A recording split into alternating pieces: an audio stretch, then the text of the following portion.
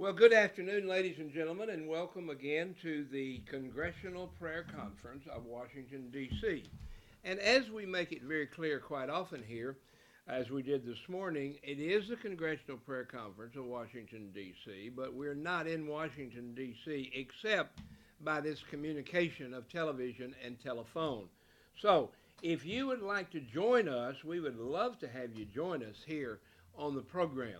First of all, you could walk into this studio right here at the First Southern Baptist Church and be a part of the show on camera. We'll pull the chair over and have you have a seat, as we did Kim Harris this morning.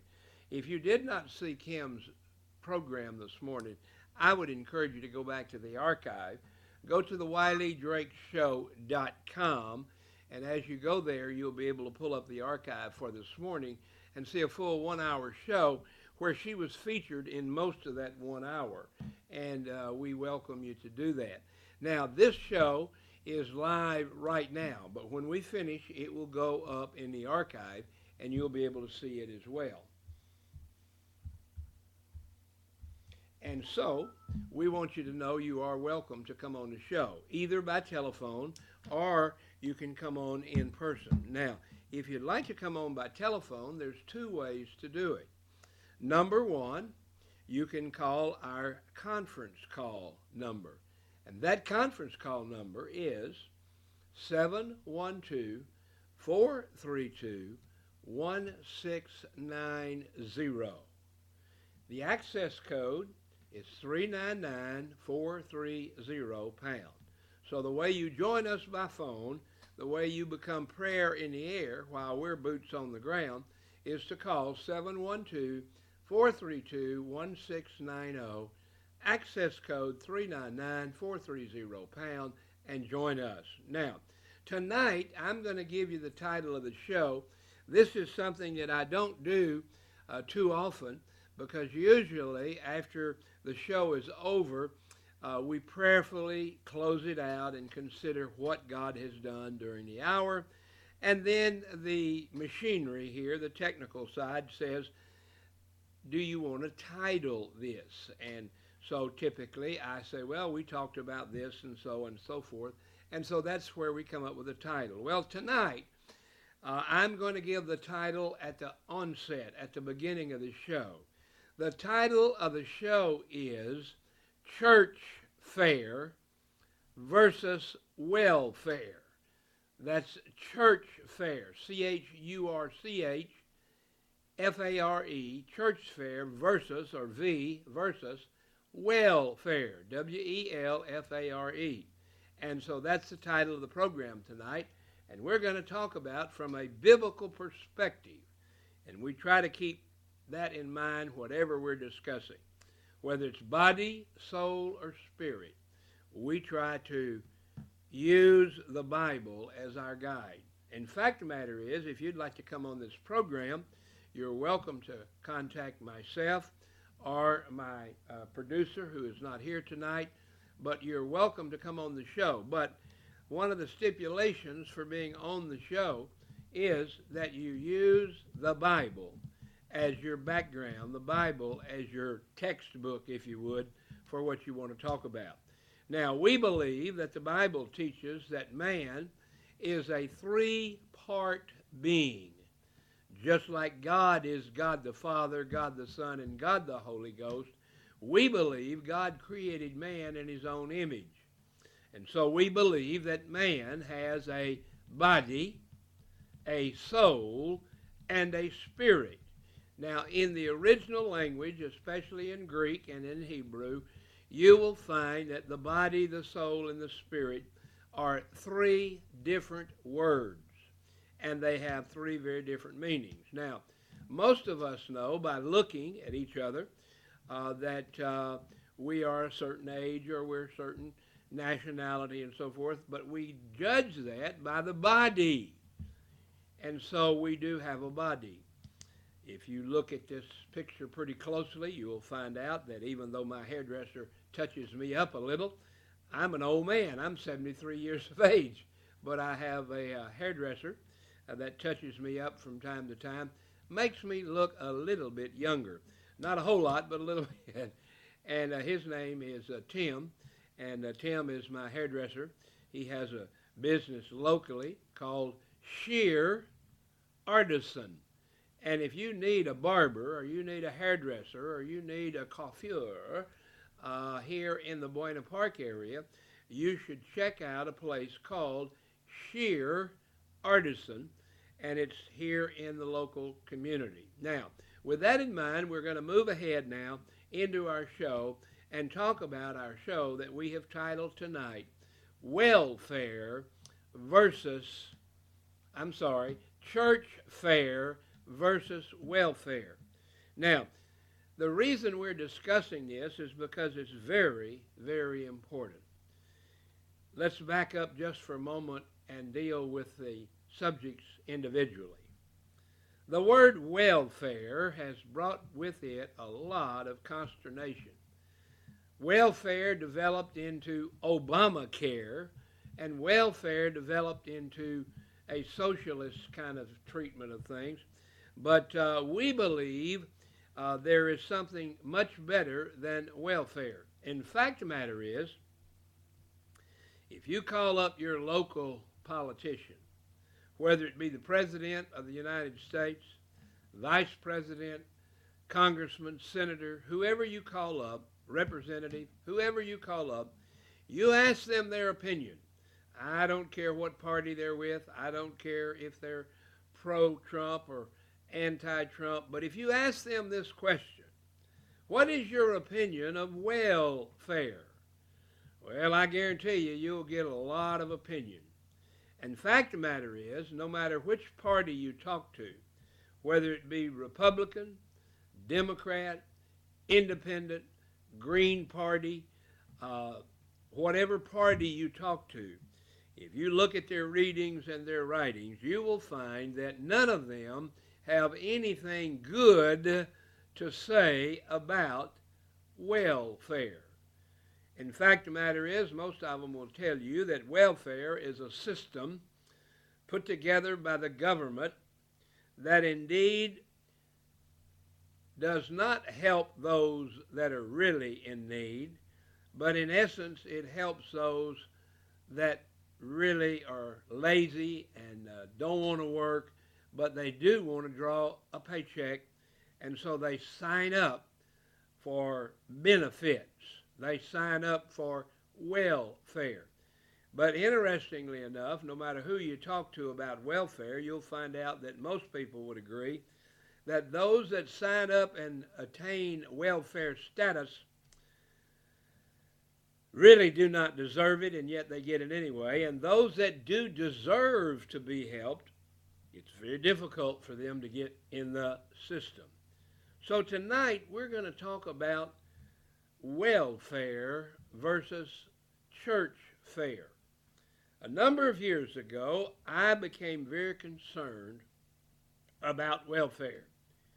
I found out that there were a lot of people on the street. In our surrounding area here last night, when I lay my head down to go to bed and go to sleep, there were some 35 to 40,000 homeless people sleeping on the streets. Now, ladies and gentlemen, we put into effect many years ago church fare. We put together a building here, and that's one of the subjects of today's topic, especially with the city. But the bottom line is, we said those people need help. People say, well, why don't they just get a job? Well, how do you get a job if you don't have a place to take a shower and you stink? And even if you don't stink, even if you can sponge down, sponge off, put on some deodorant, etc., and you don't smell too bad, how do you apply for a job? Well, the first thing you do is fill out an application. McDonald's, Burger King, wherever. You fill out this application, and on the application it says name, address. Now, if you put an address down there that is not right, that is, it's not a real address, they will not hire you because you lied on your application. So when we say homeless people ought to get a job, how do they get a job if they're dirty and smelly? And how do they get a job even if they're clean? How do they get a job without a mailing address? And if they're trying to find work and they're walking and traveling, some of them have to travel a long way. And so people say, why don't they just get a job? Well, they can't get a job if they're not clean. They can't get a job if they don't have a mailing address. So what we decided to do was not give them money, not give them welfare, but give them church fare. Now, church fare is giving them a place to take a shower and clean up, giving them clothes. That's church fare. And, by the way, not only giving them clothes, but feed their bodies. And so we started gathering food in, and people donated food to us. Everybody from Pizza Hut to Kentucky Fried Chicken to grocery stores.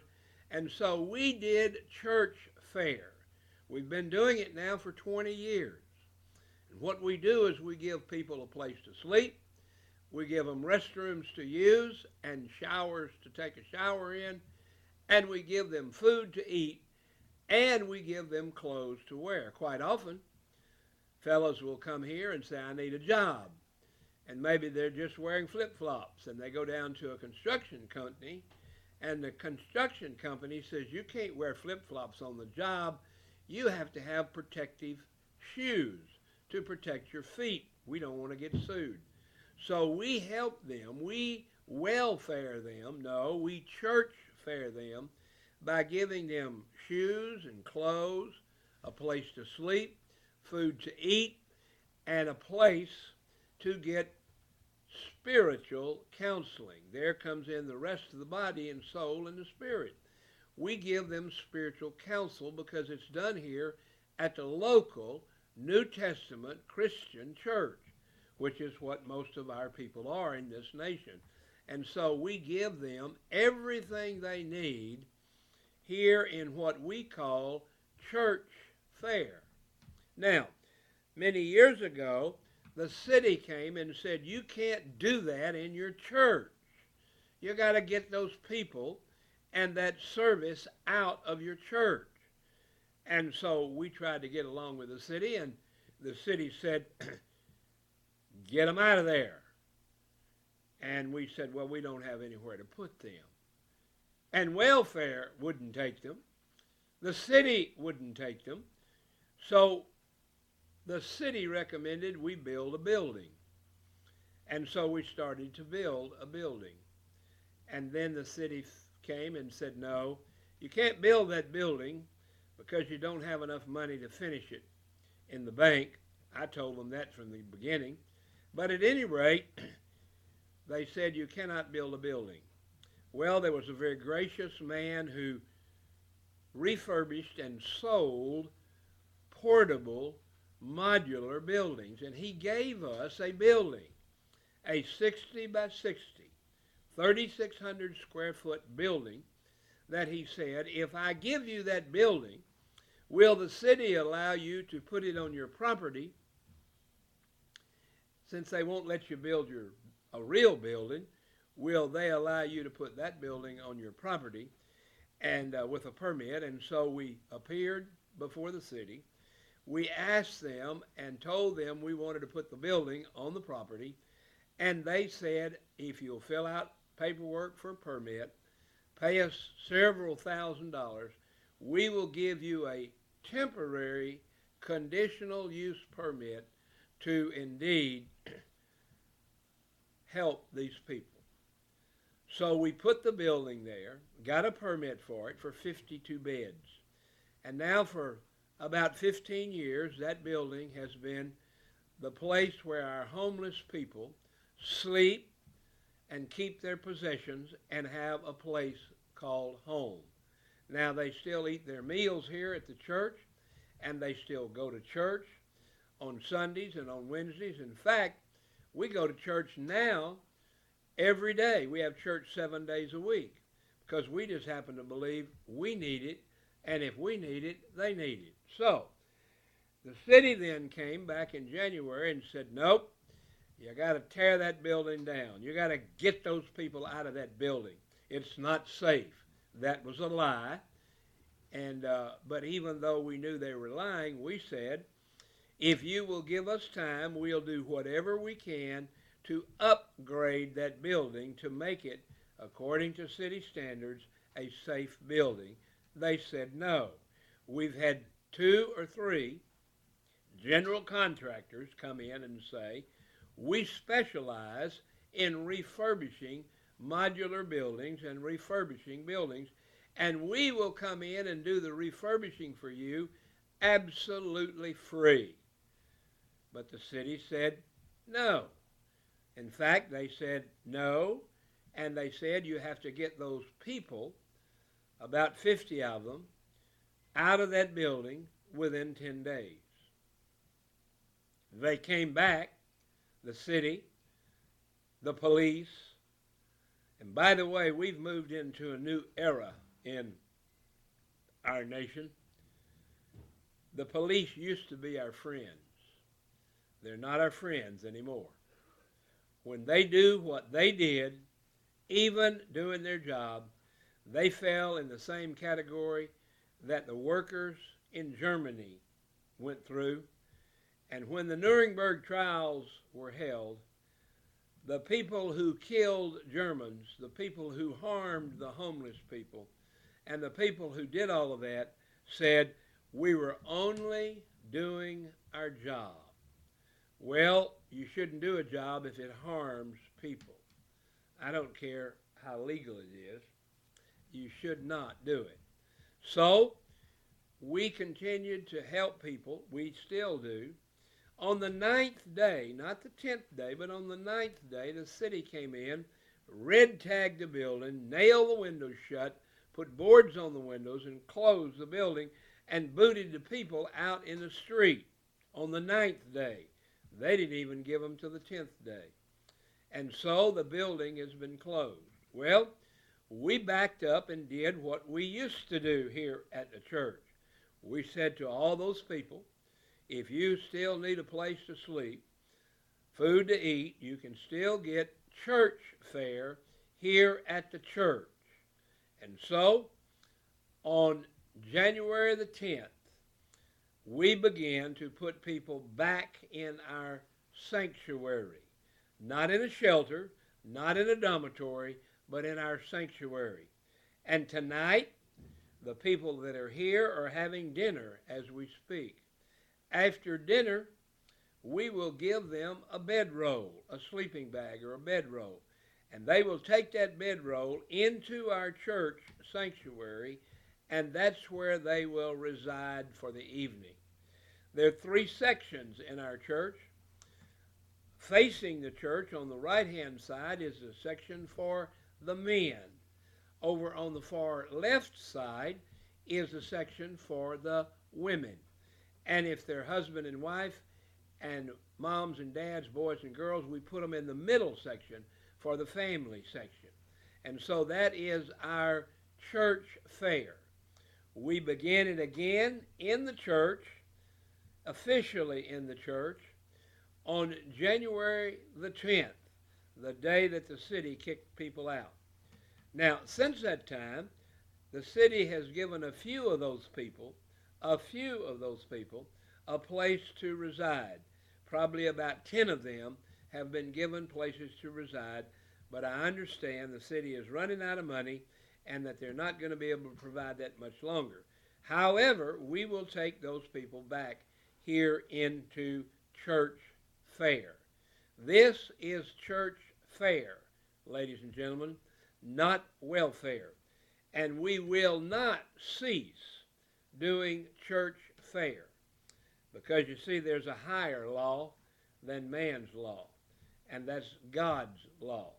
And the Bible says not only did Jesus recommend church fare, he said that if you do not practice church fare, you do not do church fare, he will say, depart from me, for I never knew you. Let me ask you a question, Pastor, member of a church. Do you do church fare in your church? Jesus warns you that if you don't, one day he will say, depart from me, for I never even knew you. Well, ladies and gentlemen, church fare is the answer. Let me tell you something that can happen. We have hundreds of thousands of homeless people in the streets tonight. If every denomination, I don't care what they are, Protestant, Catholic, if every denomination would do church fare, open their church up to the people who need a place to eat, a place to sleep, and a place to go to church. That's church fare. Church fare is nothing fancy.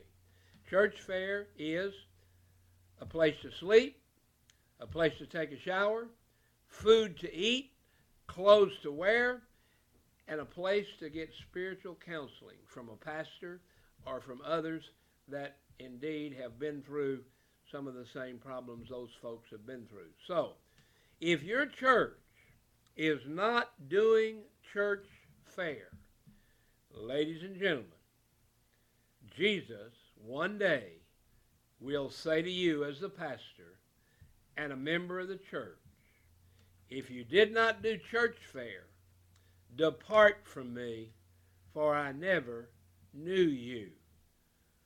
Church fare, ladies and gentlemen, is what we're talking about. And that's what we're doing here at this church. Tonight, after they have dinner, we will put them in our church facility. We will church fare them. They were already church fared, many of them, at 7 o'clock this morning. And we church fared them back out into society to try to find a job. Some of them were successful. Some of them were not successful. But we church fared them by feeding them breakfast and putting them back out into the workforce today. And now that their day is over, they've gotten off work. It's about 25 minutes past 5 here in California. And so church fare goes on. Church fare right now is a nice hot meal being served to the people who need it. Now, by the way, it's not just for homeless people.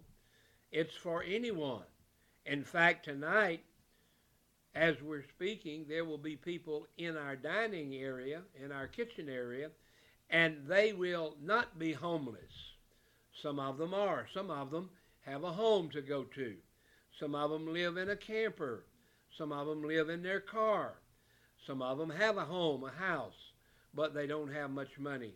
And so we church fare even those that need help as well. Now, I want to remind you folks that the attitude toward the homeless in this city has been atrocious. Back when the city tried to put me in jail for doing what I do, that is church fare, they charged me with church fare, 4 criminal misdemeanors under the heading of church fare. Now, they didn't use that term. They used criminal misdemeanor terms of housing the homeless and the poor. Now, at that point, though, they wanted to put me in jail. At that point, the prosecuting attorney, Gregory Palmer, who is still with the city of Buena Park, still assigned to them as an attorney, he said, I want you to find Wiley Drake guilty. He said that to the jury. And he said, the reason I want you to find him guilty is because when I was a little boy, Greg Palmer said he took in a stray cat. And his dad said, get that cat out of here, I don't want it. And Gregory said, as a little boy, I told Daddy, well, Daddy, at least let me feed the cat and put him back outside. Mr. Palmer's father said, no, if you feed a stray cat, it will not go away. it will stay with you and continue to be fed. Gregory Palmer, prosecuting attorney for the city of Buena Park, said, what Wiley Drake is doing in CHURCHFARE is paramount to taking in stray cats. If Wiley continues to CHURCHFARE those people and feed those people, they will keep coming back, and we don't want them in our city. And so, if they continue to do CHURCHFARE, Mr. Palmer said it would be like taking in stray cats. And so he used the analogy that homeless people are like stray cats. I would encourage you to call the city of Buena Park and ask Mr. Gregory Palmer why he refers to homeless people as stray cats. Now, ladies and gentlemen, I'm not naive. I know that homeless people have some bad habits. Some of them smoke and drink and dope and do some other things that I'll not even go into detail about. But I'm here to tell you they are loved by God and they need CHURCHFARE. We have seen every year about 500 people that were CHURCHFARE during the year that got their life converted to a personal relationship with Jesus, and converted to clean and sober and no more dope and no more depths of sin. We see about 500 per year that do indeed get converted by CHURCHFARE. Ladies and gentlemen, we could eliminate homelessness if we would simply practice CHURCHFARE in every church. But I'm telling you something, folks. We have a lot of people here in Orange County, California. There are a few other places that are doing CHURCHFARE, but you have to drive a long way to find one. Or you'll find a building someone has opened up. You'll find an armory, or you'll find something that they open up temporarily. But what about the churches? Tonight, our church doors, our CHURCHFARE and church doors will be open tonight around the clock. What about your Baptist church? We're Baptists. What about your Methodist church? What about your Seventh-day Adventist church? What about your Catholic church? Now, there is a Catholic church nearby that they do a little CHURCHFARE. They let the people sleep out on their sidewalk and do not call the police on them. That's their way of doing CHURCHFARE. I think it's minimal, but at least it's that much. And sometimes they send them over to us, especially if it's an older woman or a woman who is fearful of being raped and plundered on the street in front of the church because their church is closed. They don't really do CHURCHFARE. They just do church sidewalk. And other churches in town do a little bit of that. But ladies and gentlemen,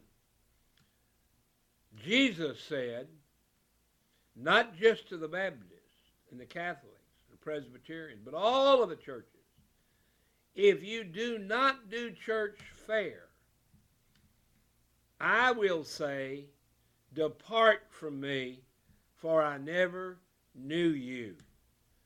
Ladies and gentlemen, to refuse to do CHURCHFARE is to be in danger of going to hell when you die. That's what Jesus said, folks. I didn't say it. We're going to continue to do CHURCHFARE here at our church. I hope you will do CHURCHFARE at your church. Another thing we do here as CHURCHFARE, you'll notice this little book I'm holding up, and it says the Military Bible. Do you know every day 20 veterans commit suicide due to drug addiction, post-traumatic stress syndrome, and various other reasons. But 20 of them every day commit suicide. We're doing everything we can to prevent that, and a part of our CHURCHFARE is not only helping the general public the civilians, but we give out these military Bibles. If you're in the military or were in the military, please contact us.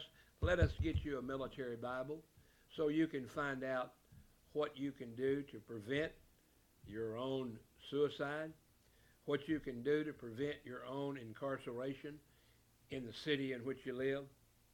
Ladies and gentlemen, we must, according to Jesus Christ, our Lord and our Savior, we must put into effect church fair. And if the city of Buena Park does not want us to do church fair, they just need to talk to my boss, Jesus Christ.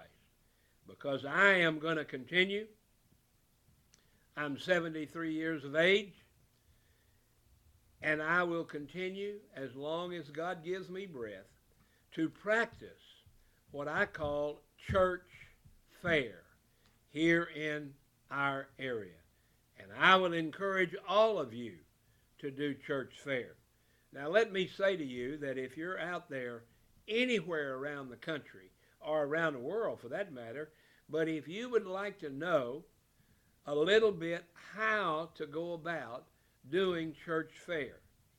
Ladies and gentlemen, I've got several degrees, but they're all in theology, counseling, and so forth.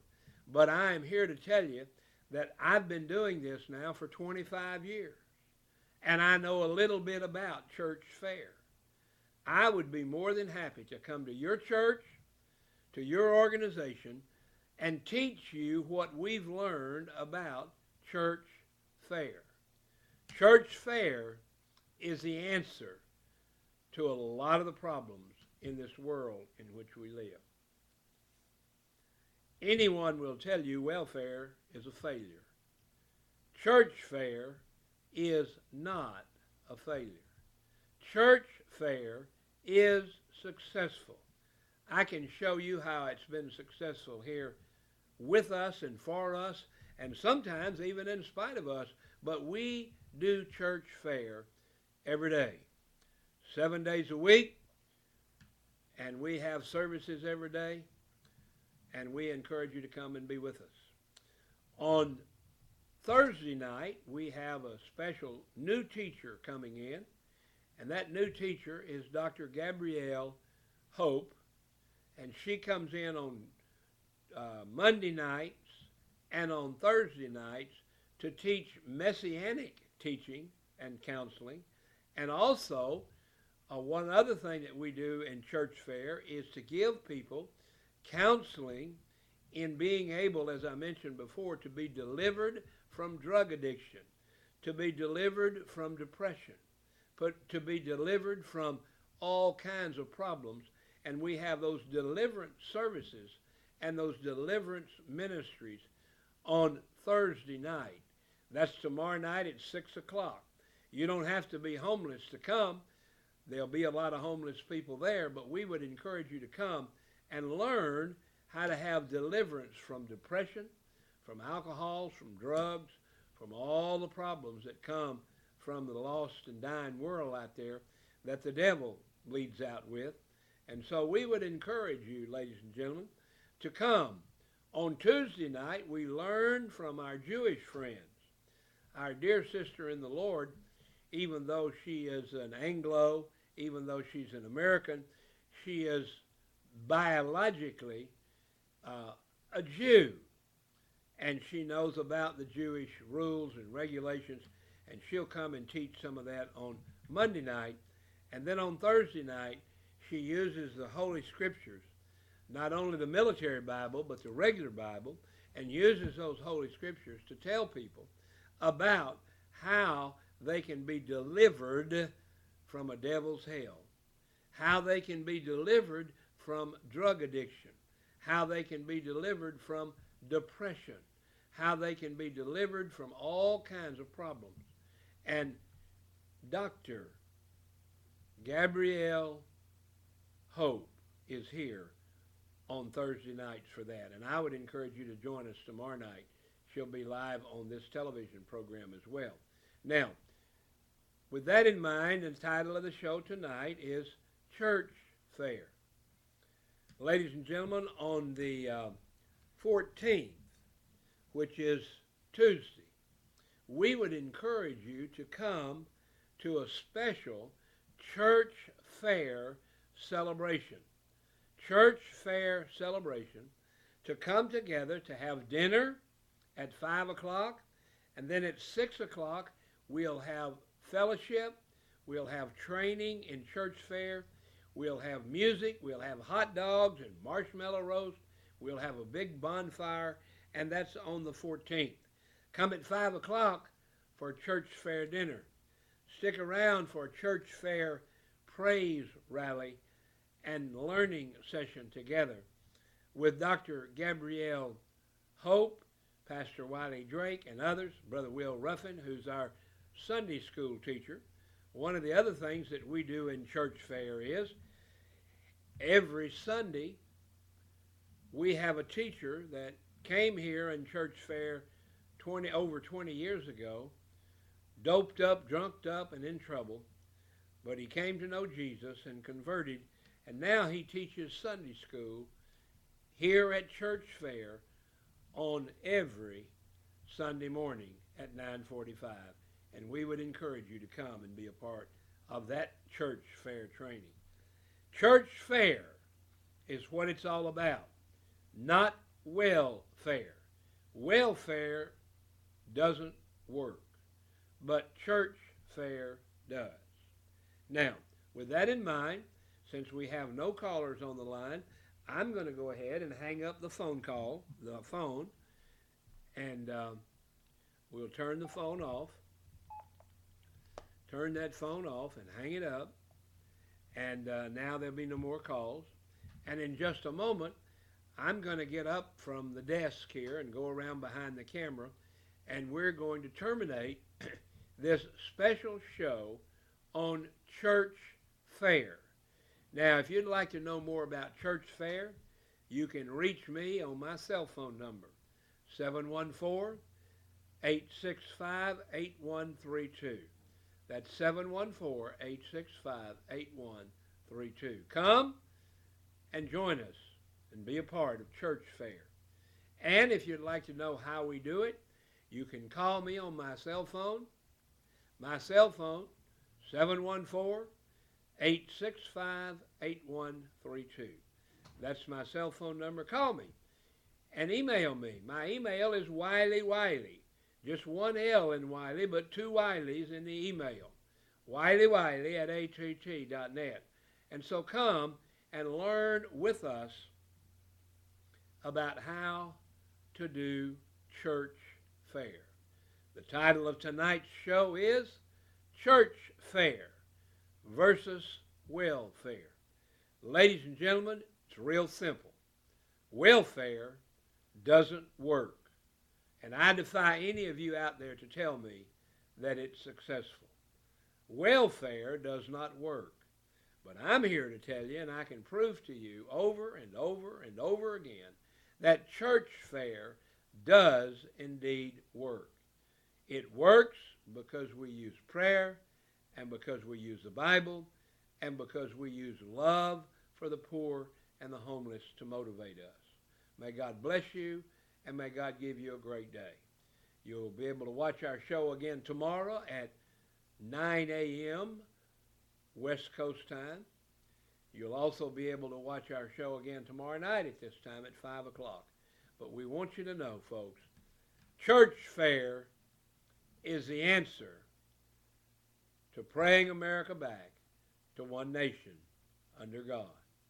Ladies and gentlemen, church fair works.